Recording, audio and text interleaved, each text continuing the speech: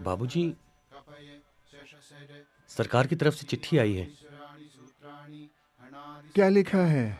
सरकार आपको संस्कृत की सेवा के लिए आदर्श शिक्षक का पुरस्कार देना चाहती है, इसलिए ये फॉर्म भरकर भेजना है। सरकार आपकी पूरी जानकारी चाहती है। तो ठीक है, धन्यवाद की चिट्ठी भेज दो सरकार को और लिख दो कि मैंने संस्कृत की नहीं, संस्कृत ने मेरी सेवा की है। संस्कृत ने मुझ पर उपकार किया है, मैंने उस पर कोई उपकार नहीं किया है। सम्मान करना ही है तो उन विद्यार्थियों का करें जो दम तोड़ रही इस भाषा को अब भी विश्वास के साथ पढ़ रहे हैं। चिट्ठी लेकर ले आओ, मैं हस्ताक्षर कर दूंगा।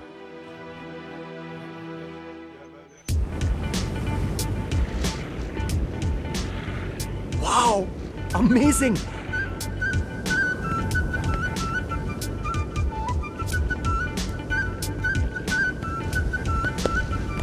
अरे हम हिमालय से शिव जी का पता ढूंढ कर निकाल दें, तो फिर बनारस में एक संस्कृत के अध्यापक का पता ढूंढना कौन सी बड़ी बात है।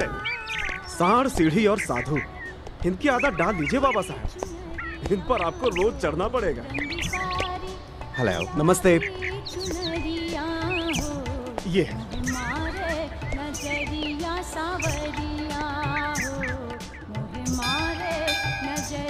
आइए साहब, हिंदुस्तान में आपको दरवाजे हमेशा खुले ही मिलेंगे, लेकिन आप चिंता मत कीजिए, गंगा के किनारे ही आपके रहने का बंदोबस्त भी मैं एकदम कर दूंगा।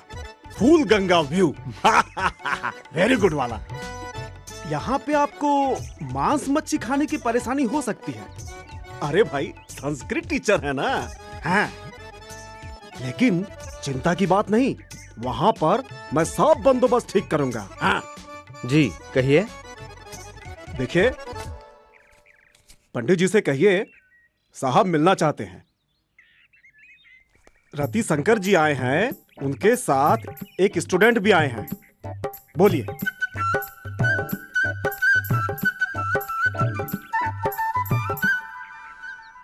कहिए।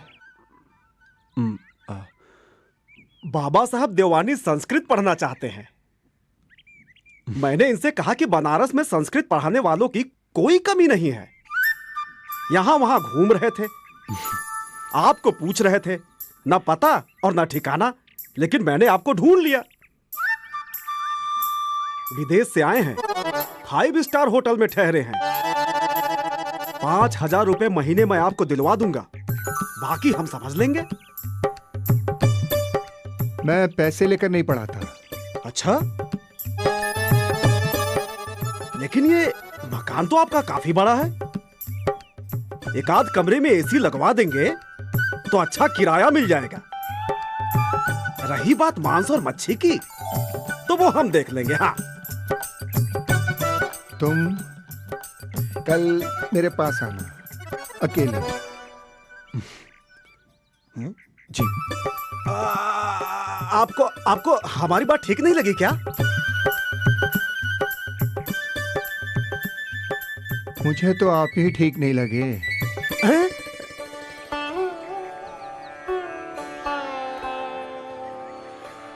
भारतीय दर्शन पर मेरी लिखी हुई किताबें तुमने पढ़ी हैं? जी गुरुजी, उन्हीं के सहारे तो आपको ढूंढते हुए यहां तक पहुंचा हूं। क्यों पढ़ना चाहते हो तुम भारतीय दर्शन? कंपैरेटिव फिलॉसफी में मेरी रुचि है। मैं भारतीय दर्शन के विकास की जड़ों तक पहुंचना चाहता हूं। शायद इसी बहाने अपने आप को जान सकूं। उपनिषदों के बारे में कुछ पढ़ा है? जी, कुछ कुछ। देखो भाई, अगर भारतीय मानस को समझना है तो उपनिषद एक कंपलसरी सवाल है, ऑप्शन नहीं है। ठीक वैसे ही जैसे परीक्षा में कुछ कंपलसरी सवाल होते हैं और कुछ ऑप्शनल सवाल हैं, और उसे सुलझाए बगैर आप पास नहीं हो सकते। समझ गए? This knowledge is essential because it deals with you. You must know yourself before knowing anything else. Is that clear? जी गुरुजी। उपनिषद का अर्थ तो तुम समझते ही होगे। गुरु चरणों में ज्ञान की अभिलाषा से बैठना ही उपनिषद है। बैठ सकोगे? जी गुरुजी। इस घर में रह सकोगे? जी गुरुजी। जो मैं खाऊंगा वही भिक्षा तुम्हें मिलेगी। जी गुरुदेव। And no television, no entertainment. Yes गुरुदेव। इसमें ना कोई डिग्री मिलेगी ना कोई सर्टिफिकेट मिलेगा तुम्हें। जानता हूं गुरुदेव। इस शिक्षा के बाद कोई नौकरी भी नहीं मिलेगी, कोई रोजगार भी नहीं मिलेगा। यह भी जानता हूं गुरुदेव। बहुत समय लग सकता है। Plus there are no shortcuts in it, no crash courses. तैयार हो इसके लिए? मैं तैयार हूं गुरुदेव। तो ठीक है, आज से तुम मेरे अपने दूसरे बच्चों की तरह इस घर का हिस्सा बनकर रहोगे। राम जी जी आज से सत्य धर्म में ही रहेंगे। हाँ, जी। इनका रहने का इंतजाम नरेंद्र भैया के कमरे में कर दो। नरेंद्र भैया के कमरे में? हाँ हाँ, तुमने ठीक ही सुना है, नरेंद्र भैया के कमरे में। नरेंद्र कहाँ है? वो कैसी रोशनी उठती है उधर उस खिड़की से। आह, वही पूरब है और जूलियट आफताब। हाय, कैसे गाल हथेली पर रखा है उसने। काश मैं उसके हाथों की मेहंदी होता और उसके गालों को चूम लेता। हाय मैं। वो बोली, ओ रोमियो, रोमियो तुम क्यों हो रोमियो? छोड़ दो अपना नाम, अपना खानदान, या फिर उठा लो कसम मेरे प्यार की, और मैं कैपुलेट नहीं रहूंगी। बस तेरे नाम से दुश्मनी है हमारी। कुछ भी कह लो उसे, जिसे गुलाब कहते हैं खुशबू ही बिखेरेगा। जैसे रोमियो, रोमियो न भी कहलाए वैसे ही प्यारा पूरा रहेगा बिना अपने नाम के भी। तेरी बात की जबान दी। फ्लैट हो रहा है रोमियो, इमोशन डाल यार, प्रोजेक्ट योर वॉइस। क्या मुसीबत है, ये लाइट को भी अभी जाना था। उपनिषद स्वयं को पहचानने की यात्रा है, क्योंकि उपनिषद जो दिखाई दे रहा है उसकी बात नहीं करता, जो देख रहा है उसकी बात करता है। वो बाहर के जगत की नहीं, भीतर के जगत की बात करता है। इसलिए भीतर को जाने बगैर मनुष्य के दुख, भय, शोक और भ्रम का कोई अंत नहीं हो सकता। इसलिए उपनिषद मनुष्य के सत्य और सुख की खोज का उत्तर है। उपनिषद मनुष्य के द्वारा दुख से, भय से, बंधन से मुक्ति के लिए निरंतर किए जा रहे संघर्ष का उत्तर है। उपनिषद मनुष्य के भीतर उमड़ रही विडंबनाओं, विरोधाभास और जीवन में उठ रहे नित्य नए प्रश्नों का उत्तर है। इसलिए यदि स्वयं को समझना हो तो उपनिषद एक अनिवार्य प्रश्न बन जाता है, क्योंकि उसका संबंध तुमसे है। You must know yourself before knowing anything else. But do you really know yourself?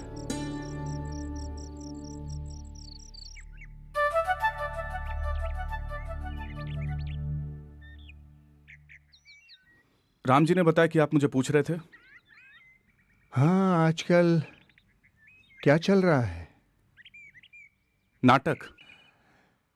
नाटक ही चल रहा है कि कुछ नौकरी वोकरी की खोज भी हो रही है? बैलगाड़ी के युग की भाषा में पढ़े हुए ग्रेजुएट को बैलगाड़ी के युग में ही आसानी से काम मिल सकता है। मेरी कोशिश जारी है। बेटा, अपनी असफलता का दोष संस्कृत के सर पर मत मारो। मैं तो तुम्हारे भले की कह रहा हूं, बाकी तुम्हारी मर्जी। देखो, मैं तुम्हारा भला चाहता था, इसलिए मैंने तुम्हें संस्कृत पढ़ने के लिए कहा। उसको बैलगाड़ी युग की भाषा कहकर कम से कम उसका अपमान तो मत करो। मैं तो चाहता था कि तुम अपने हजारों वर्षों की धरोहर को समझ सको। धरोहर? किस धरोहर की बात कर रहे हैं आप? ये वेद पुराण उपनिषद कोई रेलेवेंस नहीं आज उनका। इस धरोहर के नाम पे गंगा के घाट पर लोगों को चंदन का तिलक लगाते, गंगा में डुबकी लगवाते आप जैसे सैकड़ों लोग आज भीख मांग रहे हैं। नरेंद्र, होश में आओ।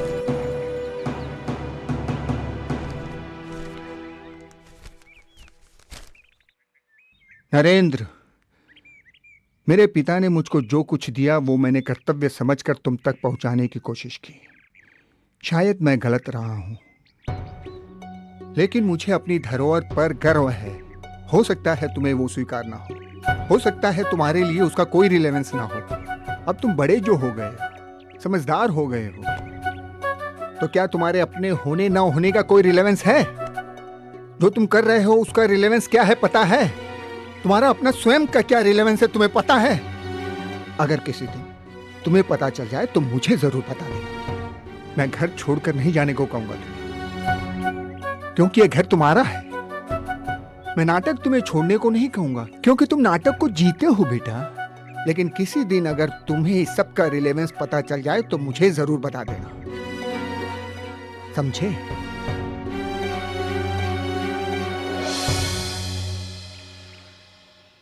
मेरे पिता ने मुझको जो कुछ दिया वो मैंने कर्तव्य समझकर तुम तक पहुंचाने की कोशिश की, लेकिन मुझे अपनी धरोहर पर गर्व है। हो सकता है तुम्हें वो स्वीकार ना हो सकता है तुम्हारे लिए उसका कोई रिलेवेंस ना हो। तुम्हारा अपना स्वयं का क्या रिलेवेंस है तुम्हें पता है?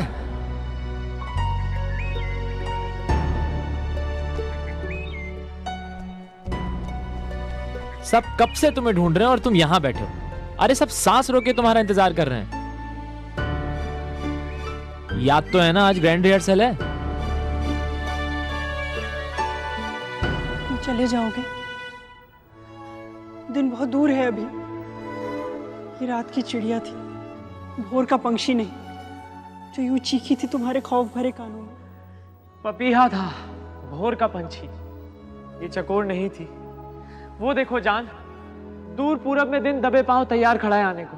ये शहर का उजाला नहीं, ये तो कोई उल्का है जो सूरज ने भेजी थी, जो तुम्हें रोशन कर रास्ता दिखाए मंतुआ का। इसलिए ठहरो, अभी जाने की जरूरत नहीं। मैं रहूं और ना रहूं, या ना रहूं और रहूं। चलो बात करते हैं। दिन अभी दूर है। नहीं, दिन है, दिन है। जाओ, फौरन चले जाओ दूर। उजाला और उजला होता जाता है। अंधेरा और अंधेरा हमारे गमों का। ये खिड़की, दिन को आने दो और जान जाने दो। विदा अलविदा। एक बोसा और मैं चला जाऊं। एक मिनट मैनेजर साहब। जी नरेंद्र बाबू बोलिए। अपने पास अभिज्ञान शाकुंतलम के कॉस्ट्यूम्स है ना? हाँ है तो सही, लेकिन वो सारे कलाकार अपने अपने रोल के हिसाब से अभिज्ञान शाकुंतलम के कॉस्ट्यूम्स पहन कर आए। क्या? जी, और जल्दी। तो क्या ये नाटक नहीं होगा नरेंद्र? नाटक होगा, पर इस तरह नहीं। नरेंद्र, तुम चाहते हो कि हम सब अपनी कॉस्ट्यूम्स बदल दें? जी। ये कैसे होगा? क्यों नहीं होगा? नरेंद्र, कॉस्ट्यूम बदल जाने से नाटक की आत्मा बदल जाएगी। क्या वस्त्र बदलने से आत्मा बदलती है? नरेंद्र, कॉस्ट्यूम बदलने से सब कुछ बदल जाएगा। हाव भाव, भाषा, एक्सप्रेशन, सोच, सब कुछ बदल जाएगा। अरे वस्त्रों के बदलने से सारी सभ्यता बदल जाएगी, नाटक बदल जाएगा पूरा। क्या कालिदास का अभिज्ञान शाकुंतलम शेक्सपियर के काल में नहीं हो सकता? हो सकता है। तो फिर रोमियो जूलियट कालिदास के युग की भाषा में क्यों नहीं हो सकता? कपड़े बदलने से आत्मा नहीं बदलती। पर क्यों बदलना चाहते हो तुम? क्योंकि तुम सब मुझे अपने से बहुत दूर दिखाई देते हो। मैनेजर साहब, आप मालिक हैं, अब आप ही समझाइए। देखो नरेंद्र, ऐसा करते हैं कि वो देखिए मैनेजर साहब, मैंने फैसला कर लिया है और ये एक निर्देशक का फैसला है। मैं धोती नहीं पहनूंगा। और कौन देखेगा नाटक? यार रोमियो, बात धोती की नहीं है, बात नाटक की है, खुद में आत्मविश्वास की है। मैं तुम्हें नहीं, तुम्हारे कैरेक्टर को धोती पहना रहा हूं यार। नरेंद्र, भाड़ में जाए कैरेक्टर। नहीं पहननी धोती मुझे। मैं आज का आदमी, कोई आदिम युग का नहीं। और बैलगाड़ी हाँकने वालों की कॉस्ट्यूम मैं नहीं पहनूंगा। और नरेंद्र, फैसला अब तुम्हें करना है। फैसला मैंने कर लिया है, नाटक होगा और जैसे मैं चाहूंगा वैसे ही होगा। चाहो तो तुम लोग निर्देशक बदल सकते हो। नरेंद्र, अरे नरेंद्र बाबू। ओम भागीरथे च विद्महे विष्णुपदे च धीमहि तन्नो गंगा प्रचोदयात्।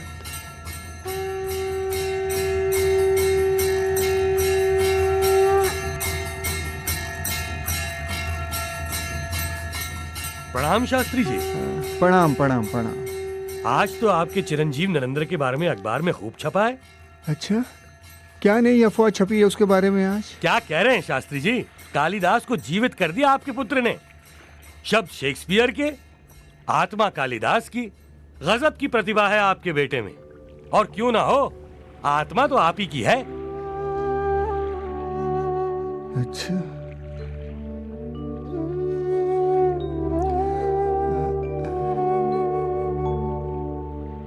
कौन सा अखबार दूं शास्त्री जी? मैं अखबार देख के ले सकता हूँ क्या? आप जैसा ठीक समझे शास्त्री जी।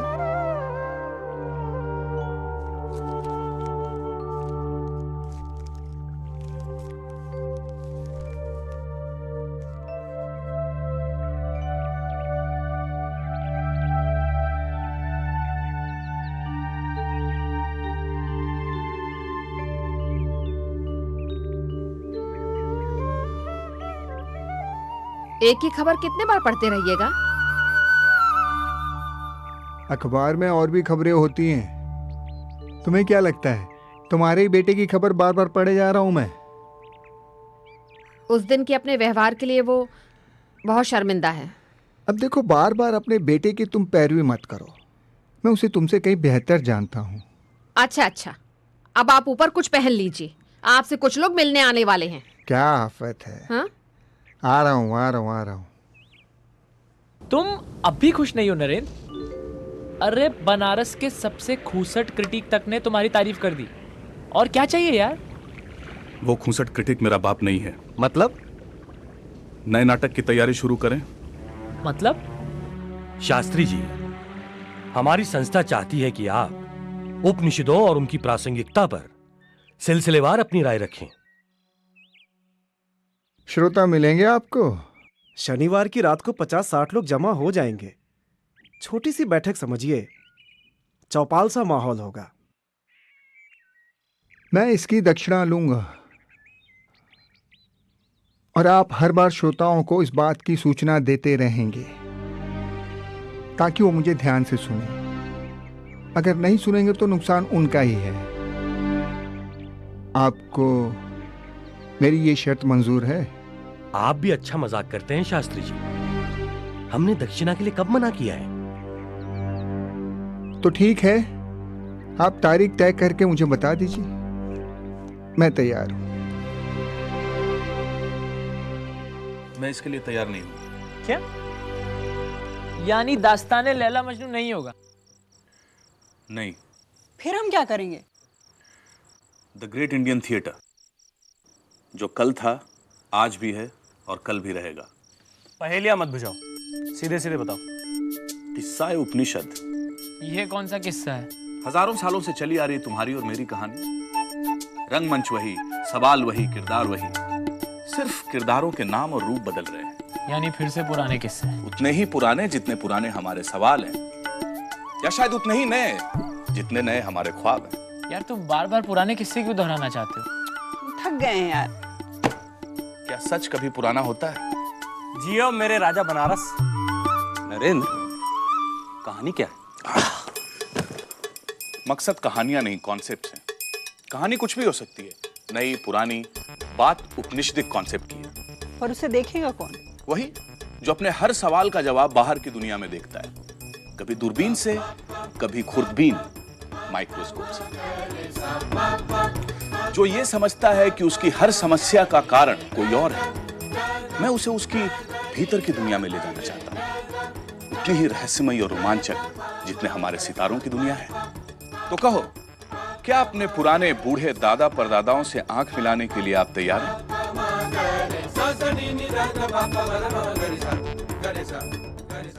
नरेंद्र और उसके पिता गौरी शंकर अपनी अपनी प्रस्तुतियों के लिए तैयार हो रहे हैं।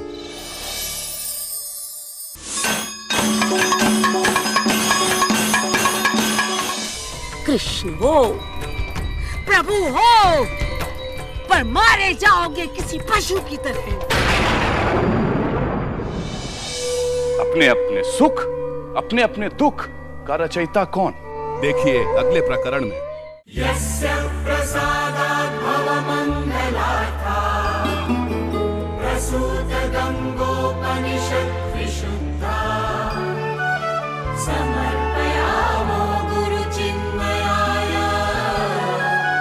भूयात् प्रसन्नः स शिवस्वरूपः भूयात् प्रसन्नः स शिवस्वरूपः भूयात् प्रसन्नः स शिवस्वरूपः।